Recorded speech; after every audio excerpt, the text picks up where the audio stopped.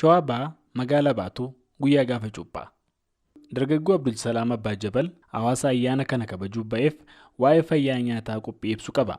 Asirrattis kuduraawwan garaagaraa fi hundee adda addaa irraa cuunfa qopheessuudhaan waa'ee soorata qajeela soorachuu hubannoo uumuuf itti jira.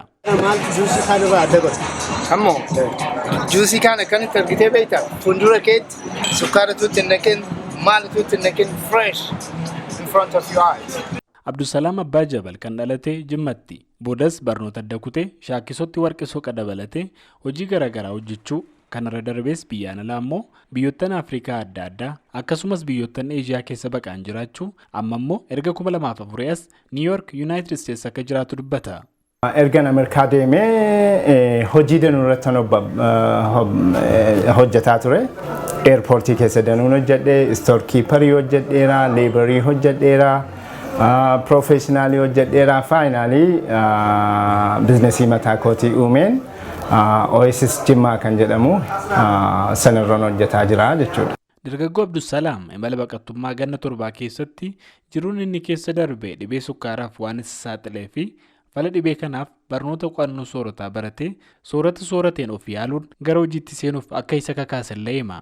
Abbaan kiyyaa gizeen biyya ture nama dhukkuba qoricha aadaa namaa kennan turanii. Anis rakkina New Yorkitti yookaan Harlemitti argee akkamitti namni process ta'ee nyaata nature irraa namni ilmi namaa nature irraa dhufe kan inni consume gochuu qabus waan nature irraa dhufe kan jedhuun mana juusii banee juusiin koo highly special kan inni ta'e. Oasis Jimmaa New York baay'ee successful businessiidha.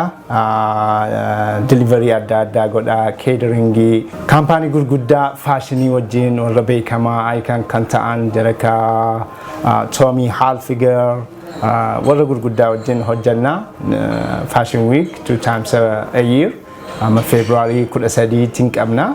Sun maali awareness fiduudhaaf faashiniitti seene.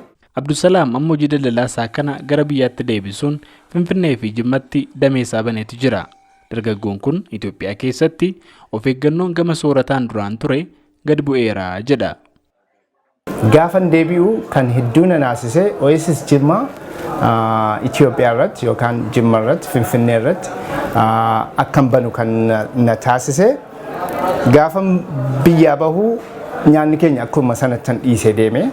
Gaafa deebinu more wamtinu achitti food activist jennee fast food giant corporation gurguddaan akka nama miidhaa bahan achi ala marketii dhaban gara Afrikaatti gara Middle East gara Asiyaatti akka isaan baqataa turan dhagahaa turre garuu Itoophiyaan seenaa jennee yaadne gaafa dhuftu garuu burger adda addaa banamee asitti argine jechuudha.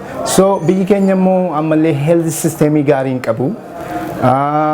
Social responsibility hin beekanu corporationiin kun haaraa dhufanii ijoolleen keenya yaangiin keenya immoo akka waan bareedaa akka waan faashinii taasisanii nyaata kana bareechanii akka jarri modern se'anii waan nyaata kana nyaataa argine. Kanaafis Abdulsalaam bakkeewwan adda addaatti namni soorata fayyaa isaa hin humne akka sooratuu fi hawaasa barsiisuuf akka carraaqu hima.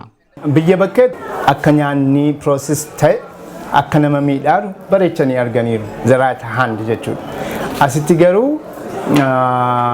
namni kaan hin beela'a nyaata gahaallee hin qabnu garuu nyaata filadhaa nyaadhaa gizee ati jettu bicuu namni intinii ta'a haa ta'u malee nyaatuma habicatu hadanatu nyaata keessan awweer taatanii nyaata fayyaadhaa ta'u ammaffaa process foodiin asitti seegalamee jira akka long term akka yeroo dheeraan booda wamti jarri hadha consume godhan yoo hadha kana nyaad bor qaama kooti kunii jechuudha. Kanaafuu awarenessiin akkasii kana mootummaatiinis miidiyaan adda addaas kanarratti utuu dalaganii maaliifi utuu daameejii gurguddoo utuu miidhaa gurguddaan fidin amma prevent gochuu dandeessaa dhaabuu dandeessaa namallee awarenessii uumtee nyaata sooramu kana conscious waan ta'een kana ta'uu danda'a jechuudha.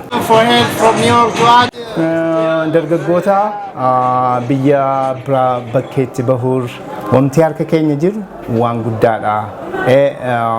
Carraa kana ilaalaan jirru akkamitti of keessa laallee asitti ofis jijjiirree laayifis biyyaas jijjiirree nama biraas jijjiirraa kan jedhu gaaffiirraa nama kadhaarraa iddoo biraa deemurraa as akkamitti chaalenjii kana fudhannee kana jijjiirraa kan jedhu otoo itti yaadanii. Dargaggoo Abdusalaam hojii isaa magaalota ijoo Oromiyaa kan keessattis dabalataan banuudhaaf akka yaadaa qabullee dubbatee jira. Gabaasa Sagalee Ameerikaaf Galmuu Daawit Finfinneerraa.